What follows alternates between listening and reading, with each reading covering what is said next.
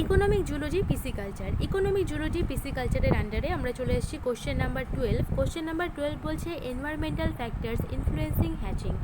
Environmental কী কী factor রয়েছে যেগুলো হচ্ছে হ্যাচিংটাকে ইনফ্লুয়েন্স করে। ফার্স্টেই হচ্ছে টেম্পারেচার, বলছে মেজর কার্পস লে এগস ইন রেইনি সিজন।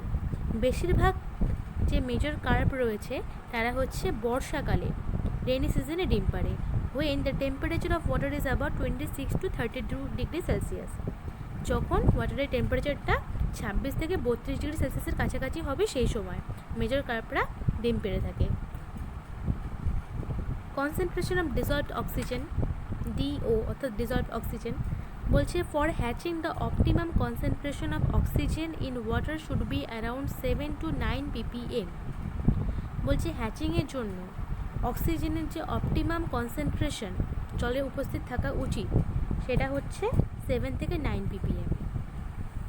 তারপরে বলছে the embryonic development is retarded in low oxygen level.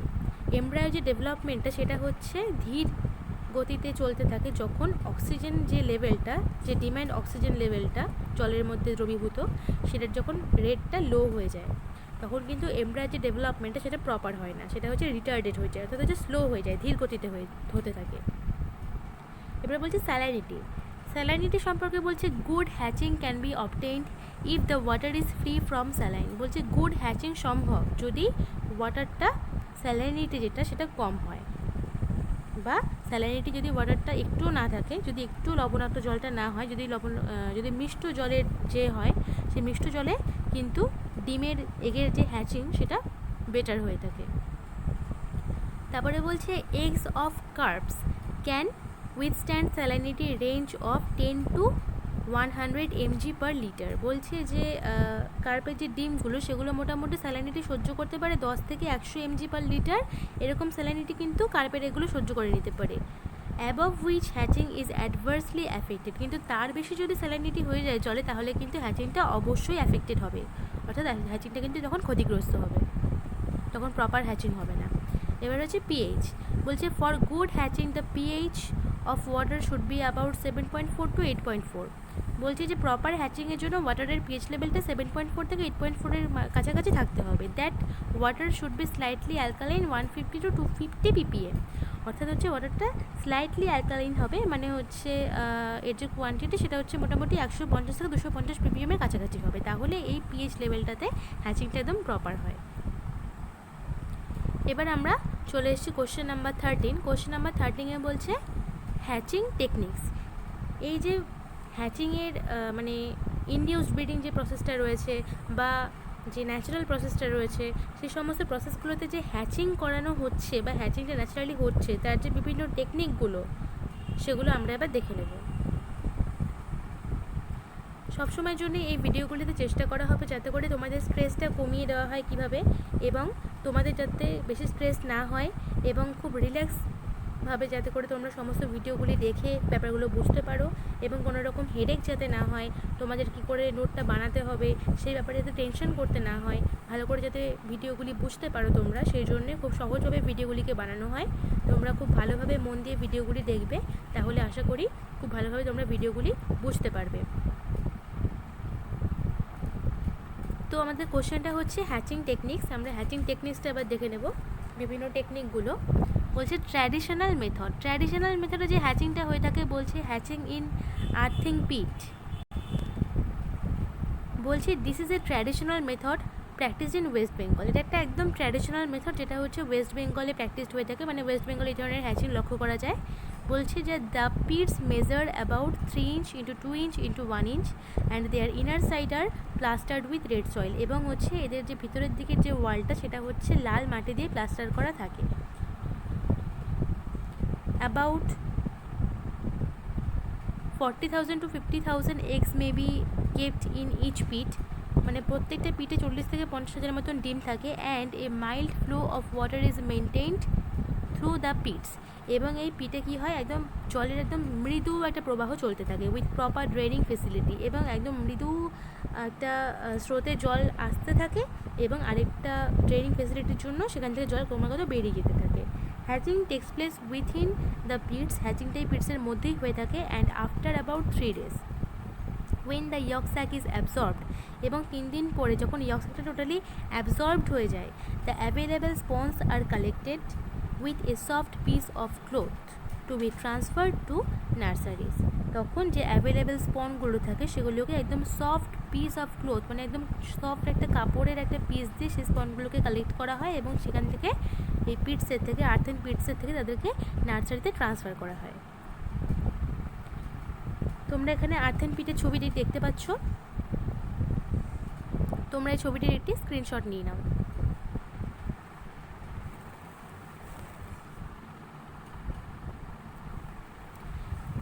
এবার আমরা চলে আসবো নেক্সট যে হ্যাচিং মেথড, সেটা হচ্ছে আর্থেন পট হ্যাচিং। বলছে in this method several earthen pots are kept in different tiers and a steady flow of water is maintained from higher to lower pot. বলছে এই মেথডে আর্থেন পট use করা হয়ে থাকে এবং সেগুলো ডিফারেন্ট হাইটে রাখা হয় এবং যে জলের যে ফ্লোটা সেটা মেনটেন রাখা হয়, যেটা জলের ফ্লোটা হয়ে থাকে উপর থেকে নিচের দিকে, মানে উপরে যে পটগুলো রয়েছে সেগুলো থেকে নিচের দিকে যে পটগুলো রয়েছে সেগুলোর দিকে ওয়াটার ফ্লোটা কন্টিনিউয়াসলি হতে থাকে। This results in a continuous flow of water, যার ফলে যে ওয়াটারের ফ্লো সেটা কন্টিনিউয়াসলি হতে থাকে, and the water within earthen pot remains sufficiently cool due to evaporation of water from the surface of the pots.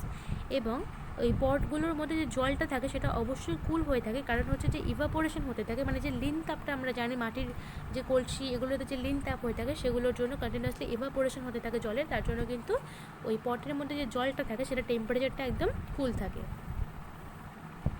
Fertilised eggs kept in soft cloth within the pots. বলছে fertilised যে এগগুলো থাকে সেগুলোকে একটা soft ক্লোথসের মধ্যে রাখা হয় এবং সেই ক্লোথটাকে সেই পটের মধ্যে রাখা হয়। Hatch out and the hatchlings are transfer to nursery pond, এবং তারপরে যখন ফাইনালি হ্যাচিং কমপ্লিট হয়ে যায় তারপরে সেই হ্যাচলিংগুলোকে কিন্তু নার্সারি পন্ডে সেই পটের থেকে ট্রান্সফার করে দেওয়া হয়।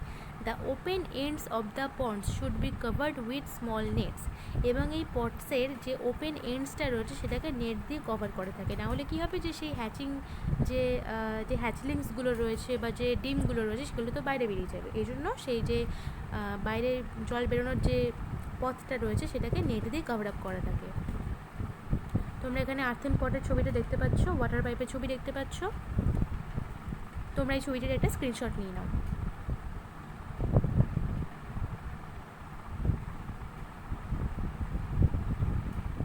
এবার আমরা চলে আসবো ডাবল ওয়ার্ল্ড হ্যাপা। বলছে in this method two rectangular hapas called outer and inner hapas are used. বলছে এই মেথডে দুটো রেক্ট্যাঙ্গুলার শেপের হ্যাপা ইউজ করা হয়ে থাকে, একটা বাইরে একটা আউটার হ্যাপা, আর এটা হচ্ছে ভিতরে সেটা হচ্ছে inner hapa. The outer HEPA is comparatively larger, handmade up of closed meshed cotton cloth. বলছে আউটার যে হ্যাপাটা হয়ে থাকে সেটা হচ্ছে কম্পারেটিভলি লার্জার, মানে সাইজে বড় হয়ে থাকে এবং সেগুলোকে মেশড কটন ক্লথ দিয়ে তৈরি করা হয়ে থাকে এবং সেটা টোটালি হ্যান্ডমেড। বলছে and the inner hapa is comparatively smaller, এবং ভিতরে যে ইনার হ্যাপাটা থাকে সেটা আউটার হ্যাপার তুলনামূলকভাবে ছোটো, and made of mosquito netting clothes, এবং এগুলোকে মশারির যে জাল থাকে সেই ক্লোথ দিয়ে তৈরি করা হয়ে থাকে। The outer HEPA is tied in still clear water to fixed bamboo poles and it is kept in a stretched position। বলছে আউটার হ্যাপা যেটা থাকে সেটা হচ্ছে অবশ্যই পরিষ্কার জলেই থাকে এবং সেটাকে চারদিকে চারটে বাম্বু পোল দ্বারা সেই নেটটাকে আউটার হ্যাপাটাকে লাগানো থাকে এবং সেটাকে একদম স্ট্রেচড পজিশনে টান টান করে রাখা হয়ে থাকে। And the inner hapa is also kept in well stretched position, এবং ইনার হ্যাপা যেটা থাকে সেটাকেও ওয়েল স্ট্রেচড পজিশনেই রাখা হয়, and fixed inside the outer hapa, এবং সেটাকে আউটার হ্যাপার ভিতরে ফিক্স করা হয়। About 75,000 to 1 lakh eggs may be kept in each set of double happas। বলছে 75,000 থেকে 1 লাখ মতন ডিম রাখা হয়ে থাকে ইচ সেট অফ ডাবল হ্যাপাতে। নেক্সট বলছে after the hatching is over, যখন এগ হ্যাচিং কমপ্লিট হয়ে যায় the inner hapa is remove, তখন ইনার হ্যাপাটাকে রিমুভ করে দেওয়া হয়, and the sponge are kept in the outer hapa, এবং কি হয় ডিমের যে শেলগুলো থাকে, যে এগ শেলগুলো থাকে সেগুলো ইনার হ্যাপাতে থেকে যায়, এবং যে হ্যাচলিংসগুলো রয়েছে অর্থাৎ যে স্পঞ্জগুলো রয়েছে তারা সেই ইনার হ্যাপাটা যেহেতু মশারির নেট দিয়ে তৈরি করা থাকে এই জন্য সেই মশারির নেটের যে ছিদ্র সেটা দিয়ে বাইরে বেরিয়েছে এবং বাইরে গিয়ে তারা আউটার হ্যাপাতে থাকে till the yolk sac is absorbed। যতক্ষণ অবধি ইয়ক স্যাকটা অ্যাবসর্ব হচ্ছে ততক্ষণ অবধি, তারপরে তারা আউটার হ্যাপাতে যায়। বলছে this process has several disadvantages. তো ডিসঅ্যাডভান্টেজেস কী আছে ডিসঅ্যাডভান্টেজ সেগুলো আমরা দেখে নেব। বলছে the outer cotton HEPA may get easily damaged while remaining in water. জলে থাকতে থাকতে আউটার যে কটন, যেগুলো তো সুতির হ্যাপা, সুতির কাপড় দিয়ে তৈরি করা হয়ে থাকে, ওই জন্য কিন্তু কাপড়গুলো নষ্ট হয়ে যাওয়ার সম্ভাবনা থাকে। ক্র্যাবস মে ড্যামেজ দ্য হ্যাপা, যে কাঁকড়া থাকে জলে তারা সেই হ্যাপাটা নষ্ট করে দিতে পারে কাপড়গুলোকে। And sponge may be lost, এবং তার ফলে কী হবে, যে স্পঞ্জগুলো থাকবে, যে হ্যাচলিংগুলো থাকবে, তারা কিন্তু হারিয়ে যাবে, জলের সাথে মিশে যাবে। কারণ তারা সেই হ্যাপাতে, যদি আউটার হ্যাপাতে ছিদ্র হয়েছে, সেখান থেকে তারা বাইরে বেরিয়ে যাবে, এবং পুকুরে মিশে গেলে তাদেরকে তারা আলাদা করে খুঁজে পাওয়া সম্ভব না, সো তারা হারিয়ে যাবে। এবার মডার্ন হ্যাচারিস। বলছে glass jar hatcheries. The hatcheries is connected with an overhead tank to which fresh water is ড্রন।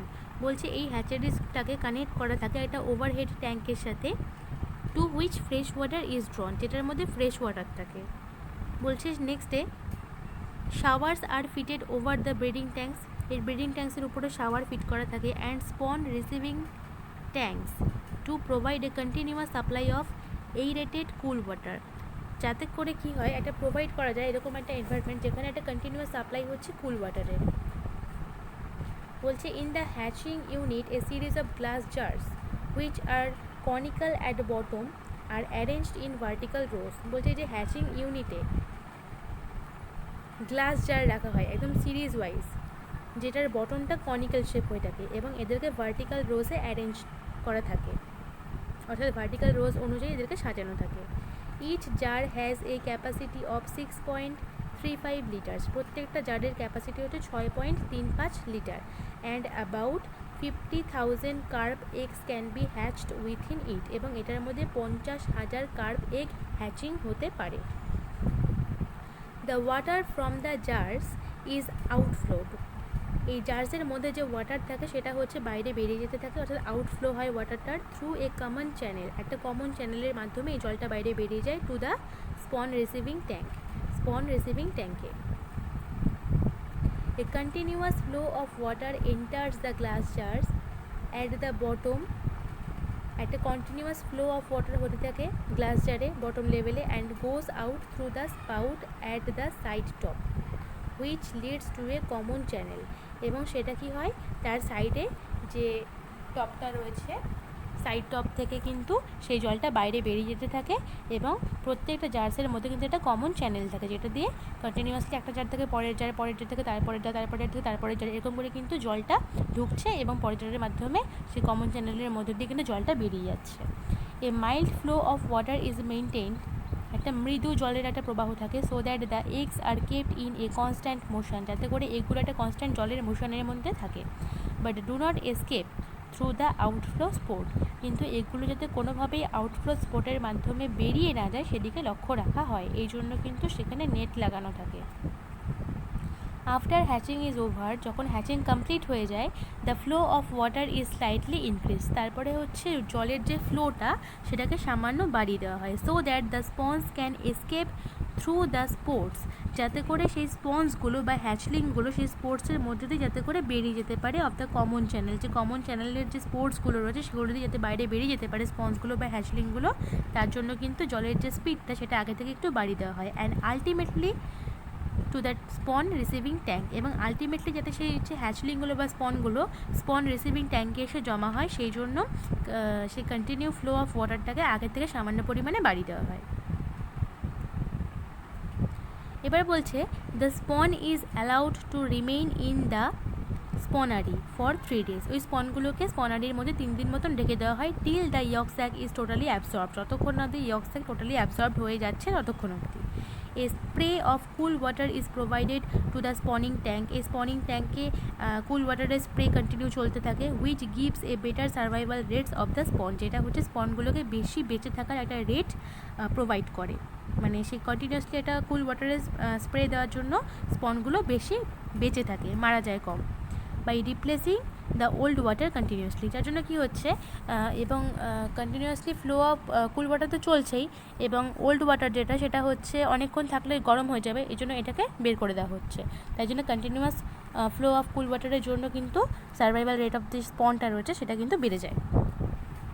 এবার বলছে advantage of glass jar hatchery. এর গ্লাস জার হ্যাচারির কী কী অ্যাডভান্টেজ রয়েছে বলছে hatching can be observe properly, হ্যাচিংটা একদম প্রপারলি অবজার্ভ করা যায় due to transparent condition of the jars, যেহেতু জার্সগুলো ট্রান্সপারেন্ট হয় এই জন্য হ্যাচিংগুলো একদম প্রপারলি বাইরে থেকে খেয়াল করা যায়। Physical and chemical conditions of water can be control, ওয়াটারের যে ফিজিক্যাল এবং কেমিক্যাল কন্ডিশনসগুলো রয়েছে সেগুলো কন্ট্রোল করা সম্ভব হয়।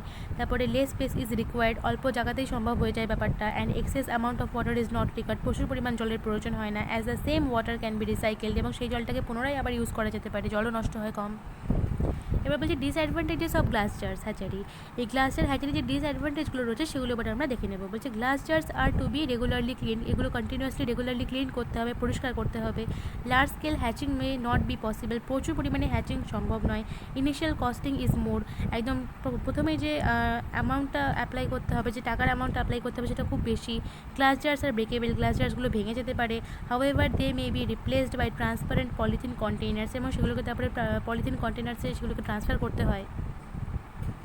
এবারে বলছে circular hatchery or Chinese hatchery. বলছে this method is now well popular in India, এই মেথডটা ইন্ডিয়াতে এখন খুব প্রচলিত। বলছে the main components of the hatcheries are overhead tank, spawning pool, incubation, hatching tanks and spawn collection tank. এবার সেই পার্টগুলো সম্পর্কে আমরা এবার জানবো। চাইনিজ ট্যাঙ্কের যে পার্টগুলো রয়েছে, ফার্স্ট পার্ট হচ্ছে ওভারহেড ট্যাঙ্ক। বলছে this is a tank of about 5000 litres capacity, এই ট্যাঙ্কগুলোর ক্যাপাসিটি 5000 মতন লিটার মতন জল ধরতে পারে। Made up of concrete and placed sufficiently above the ground level, এবং এগুলো কংক্রিট দিয়ে তৈরি করা হয়ে থাকে এবং এগুলোকে গ্রাউন্ড লেভেলের থেকে উপরে রাখা হয়ে থাকে। বলছে it is use to supply enough water for spawning, এবং হচ্ছে এখানে প্রচুর পরিমাণে স্পনিংয়ের জন্য জল অ্যাপ্লাই করা, মানে জল সাপ্লাই করা যেতে পারে। Incubation and spawn collection tank. বলছে it is used to supply enough water for spawning, incubation and spawn collection tank. বলছে স্পনিংয়ের জন্য, ইনকিউবেশনের জন্য, স্পন কালেকশন ট্যাঙ্কের জন্য প্রচুর পরিমাণে ওয়াটার সাপ্লাই এটাতে করা যেতে পারে, এবং তার জন্য কিন্তু প্রচুর পরিমাণে ওয়াটার সাপ্লাই যাতে করা যায় সেই জন্য কিন্তু এটা ব্যবহার করা হয়ে থাকে। এখানে চাইনিজ হ্যাচারির টপ ভিউয়ের ছবি দেওয়া রয়েছে, তোমরা দেখতে পাচ্ছ। তোমরা চাইলে এর একটা স্ক্রিনশট নিয়ে নিতে পারো।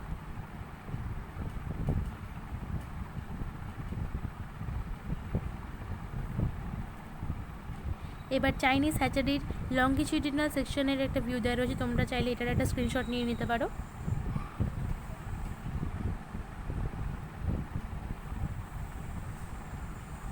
এবার আমরা এই চাইনিজ হ্যাচারির নেক্সট পার্ট সম্পর্কে জানবো। নেক্সট পার্ট হচ্ছে ব্রিডিং অর স্পনিং ট্যাঙ্ক। বলছি it is a circular cement tank, এটা একটা সার্কুলার শেপের একটা সিমেন্টের tank of about 50 cubic metre water holding capacity, এবং এটার ওয়াটার হোল্ডিং ক্যাপাসিটি হচ্ছে 50 কিউবিক মিটার মতন। Having a diameter of 8 to 9 metre, এবং এটার যে ডায়ামিটার সেটা হচ্ছে 8 থেকে 9 মিটারের কাছাকাছি। অ্যান্ড ডেপথ, এটা ডেপথ হবে, depth of about 1.0 to 1.5 metre, এবং এটার যে গভীরতা সেটা হচ্ছে 1.0 থেকে 1.5 মিটারের কাছাকাছি। The floor of the tank slopes at the centre. বলছে এর যে ট্যাঙ্কটার যে ফ্লোর সেটা হচ্ছে সেন্টারের দিকে স্লোপ, অর্থাৎ হচ্ছে ঢালু। Where there is an outlet pipe, এবং সেখানে একটা আউটলেট পাইপ থাকে, মানে জল বেরিয়ে যাওয়ার জায়গা থাকে। তারপরে বলছে the wall of the breeding tank is provided with diagonally fitted pipes which maintain a circular flow of water. বলছে এই যে ব্রিডিং ট্যাঙ্কের ওয়ালে ডায়াগোনালি ফিটেড পাইপ থাকে, যেগুলোতে একটা সার্কুলার ফ্লো অফ ওয়াটার হতে থাকে, ক্রমাগত জলটা ঘুরতে থাকে, সেই ব্যাপারটাকে মেনটেন করে এই পাইপটা। About 70 kg of females and 70 kg of males may be used at a time to yield of 8 to 10 million of eggs per operation. বলছে 70 কেজি ফিমেল এবং 70 কেজি মেল এখানে অ্যাপ্লাই করা যেতে পারে 8 থেকে 10 মিলিয়ন অফ এগস পার অপারেশনে পাওয়ার জন্য। বলছে আফটার স্পনিং যখন কমপ্লিট হয়ে যায়, the fertilised eggs automatically move to the centre of the tanks. Fertilisation complete হয়ে যাওয়ার পরে যে স্পনিং কমপ্লিট হয়ে যায় ফার্টিলাইজড এগের, তারপরে যে এগ শেলগুলো থাকে সেগুলো কিন্তু অটোমেটিক্যালি ট্যাঙ্কের সেন্টারের দিকে চলে যায় and pass through the outlet pipe, এবং তারপরে হচ্ছে ইনকিউবেশনের চেম্বারের যে আউটলেট পাইপের মধ্যে দিয়ে সেটা কিন্তু বেরিয়ে যায়। To increase the dissolved oxygen content of the tank ওয়াটারে হচ্ছে ডিজলভড অক্সিজেন কন্টেন্টটাকে বাড়ানোর জন্য, লেভেলটাকে বাড়ানোর জন্য এই perforated galvanised iron pipe is fitted above the breeding tank. ওই ব্রিডিং ট্যাঙ্কে একটা পারফোরেটেড গ্যালভানাইজড আয়রন পাইপ কিন্তু সেখানে ফিট করা থাকে, such a manner that the continuous fine showers fall into the breeding tank, যেটার মধ্যে দিয়ে কন্টিনিউয়াসলি ওয়াটার শাওয়ার পড়তে থাকে সেই ব্রিডিং ট্যাঙ্কের মধ্যে। যার মাধ্যমে কিন্তু সেই ব্রিডিং ট্যাঙ্কে ডিজলভ যে অক্সিজেন লেভেল সেটাকে কিন্তু ইনক্রিজ করা পসিবল হয়। এবার বলছি ইনকিউবেশন অ্যান্ড হ্যাচিং ট্যাঙ্কস, বলছে this are circular in shape, এটাও কিন্তু সার্কুলার শেপের হয়ে থাকে and made up of brick and cement, এবং এটা ব্রিক এবং সিমেন্ট দিয়ে তৈরি থাকে। Normally 2 such tanks are connected to 1 spawning tank, বলছে একটা স্পনিং ট্যাঙ্কে এই ধরনের দুটো ট্যাঙ্ক কানেক্ট করা থাকে। তারপরে each incubation tank has a diameter of about 3 to 4 metre, প্রত্যেকটা ইনকিউবেশন ট্যাঙ্কের ডায়ামিটার 3 থেকে 4 মিটারের কাছাকাছি হয়ে থাকে and depth of about 1 metre, এবং এর যে গভীরতা সেটা হচ্ছে 1 মিটারের কাছাকাছি হয়ে থাকে। It can hold about 9 to 12 cubic metre water, এবং এটা 9 থেকে 12 কিউবিক মিটার ওয়াটার হোল্ড করতে পারে। And million eggs per cubic metre, এবং পার কিউবিক মিটার এরিয়াতে মিলিয়ন্স এগ কোয়ান্টিটি হোল্ড করতে পারে। তারপরে বলছে proper circulation of water is most important factor for proper hatching of fertilised egg. Fertilised এগসের proper হ্যাচিংয়ের জন্য প্রপার সার্কুলেশন অফ ওয়াটার থাকাটা খুব জরুরি। For this purpose several diagonally fitted pipe are arranged, বলছে এই পারপাসের জন্য সেভারাল ডায়াগোনালি ফিটেড পাইপ অবশ্যই অ্যারেঞ্জ থাকা জরুরি to the bottom and sides of the pool, পুলের বটম লেভেলে এবং সাইড লেভেলে।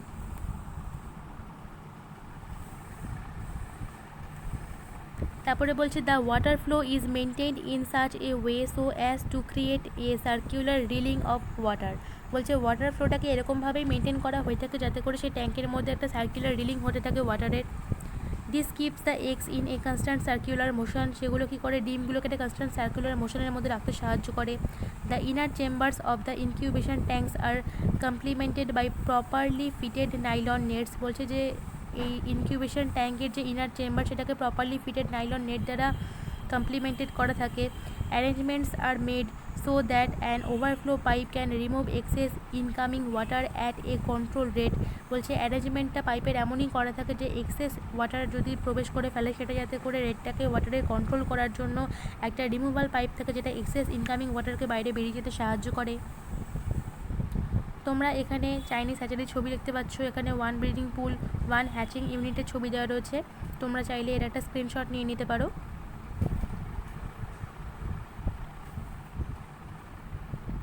এরপরে বলছে ব্রিডিং টেকনিক, বলছে the breeding tank is filled with water, এই যে ব্রিডিং ট্যাঙ্ক সেটাকে একদম জল দ্বারা পূর্ণ করা হয় and all the diagonal inlet pipes are kept open to create a constant circular flow of water inside the tank, এবং ভিতরের দিকে যে ডায়াগোনাল ইনলেট পাইপগুলো রয়েছে সেগুলো সবসময়ের জন্য ওপেন রাখা হয় যাতে করে একটা constant circular flow of water হতে থাকে ইনসাইড দ্য ট্যাঙ্কে। তারপরে বলছে আফটার হরমোন ইনজেক্ট করার পরে the adult males and females are released in the breeding tank, hormone inject করা হয়ে গেলে ব্রিডিং ট্যাঙ্কের মধ্যে মেল এবং ফিমেল যে মাছগুলো রয়েছে সেগুলোকে ছেড়ে দেওয়া হয়।